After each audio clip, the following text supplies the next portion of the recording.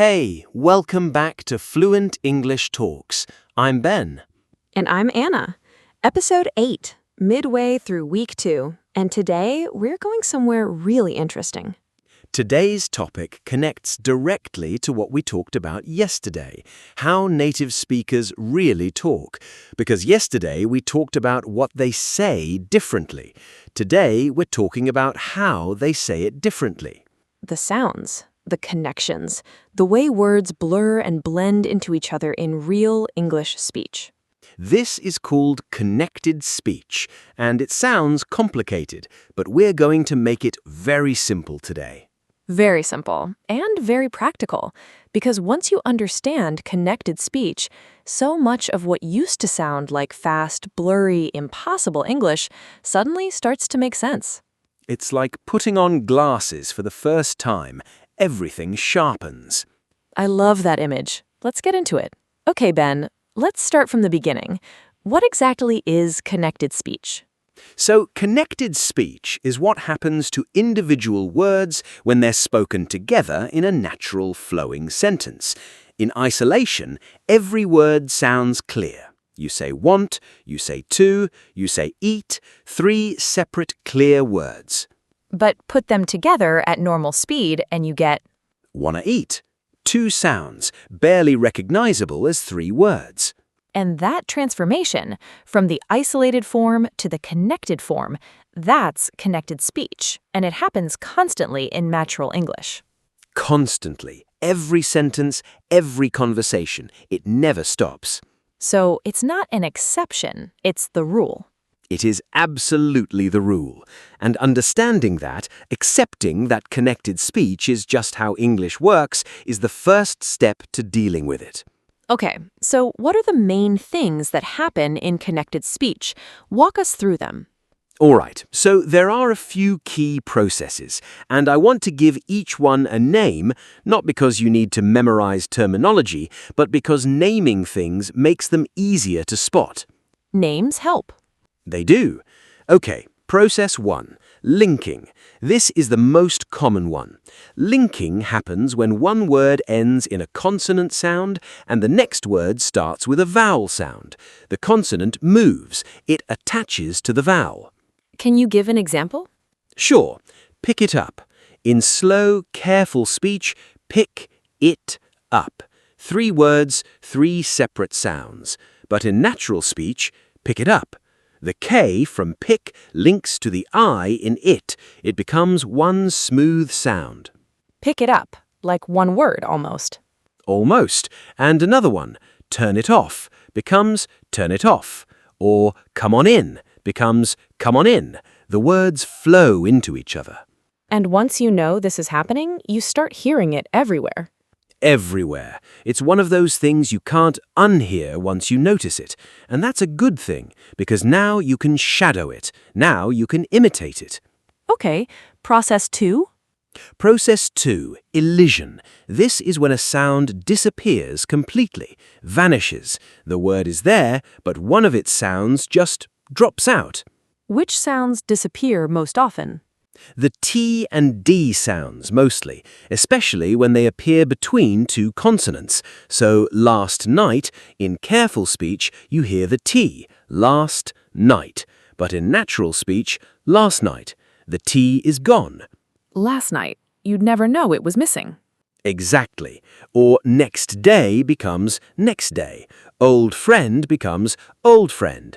The sound is technically there, but it's so reduced, so quick, that in practice it disappears.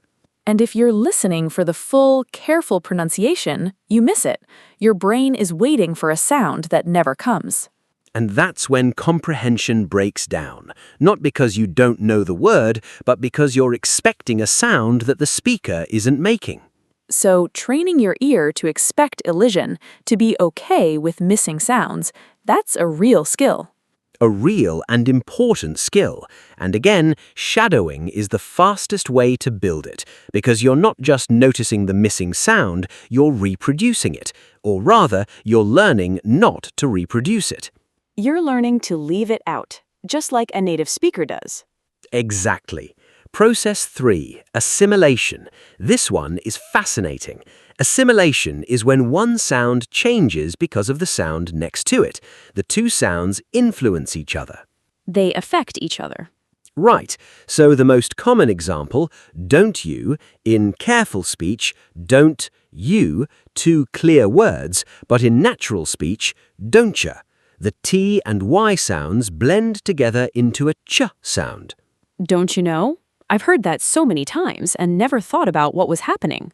Most people haven't, and did you becomes didja, would you becomes wouldja, could you becomes couldja. Could you help me with this? That sounds so natural. Completely natural. And if you say could you carefully, separately in a casual conversation, it sounds a little stiff, a little formal, like you're being very deliberate. Which sometimes is fine, but if you want to sound natural... Couldja is the way to go. Okay, process 4. Process 4, and this one ties everything together, is weak forms. So in English, many very common words have two pronunciations. A strong form, which you hear when the word is stressed or said in isolation, and a weak form, which you hear in normal, unstressed speech. Which words? The most common ones, and, the, of, for, to, at, but, can, have. All of these have weak forms that sound completely different from the strong form.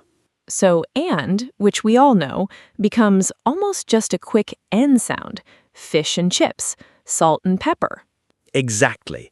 Or of, which should be of, becomes just a quick sound in natural speech. Cup of tea becomes cuppa tea. A cup of tea. And if you're listening for of, you might miss it completely.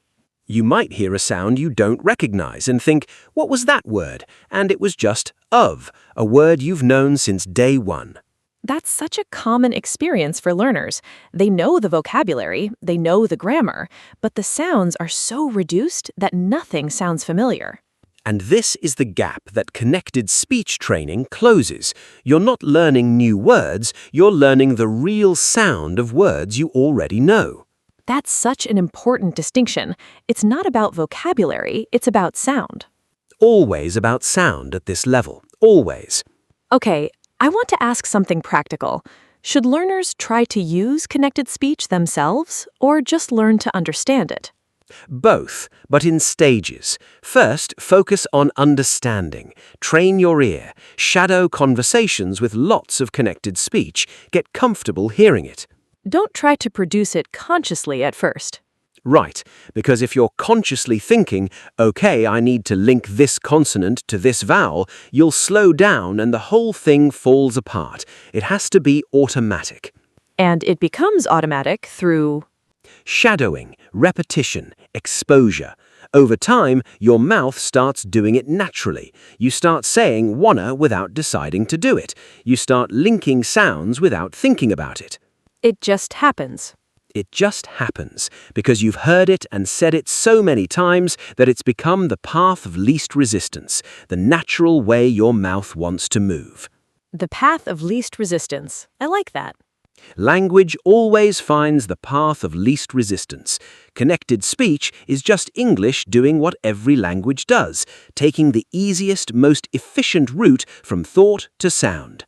And once you understand that, it stops feeling like a problem. It starts feeling like a feature. A beautiful, fascinating feature of the language. I love that you really love this stuff, Ben. I really genuinely do. Language is amazing. The fact that humans can communicate at all, at the speeds we do, with all this reduction and blending, it's kind of a miracle. It really is. And the fact that you, a learner of English, can train yourself to participate in that miracle, to sound like part of it, that's remarkable. That's what all of this is for. Every episode, every shadowing session, every 10 minutes of practice, you're training yourself to participate in something remarkable. And you're getting closer every single day. And that's it. Connected speech made simple. Anna, I feel like we could do a whole series just on this topic. We really could, but today was a great start. Linking, elision, assimilation, weak forms. 4 processes that explain so much of what makes natural English sound the way it does. Your challenge for today, go back to a clip you've listened to before, something you found hard to understand, and this time, listen specifically for connected speech. Listen for the links, the missing sounds, the blended words. You don't have to identify every process, just notice that it's happening. Notice where words blur together. Notice where sounds disappear. And then shadow it. Let your mouth follow the connected speech, not the careful, isolated pronunciation. Let it blur. Let it blend. That's the goal. Tell us in the comments, which of the 4 processes surprised you most? Linking, elision, assimilation, or weak forms? We'd love to know. Subscribe for a new episode every day. And if this one helped, share it with someone who's been struggling to understand fast English. This might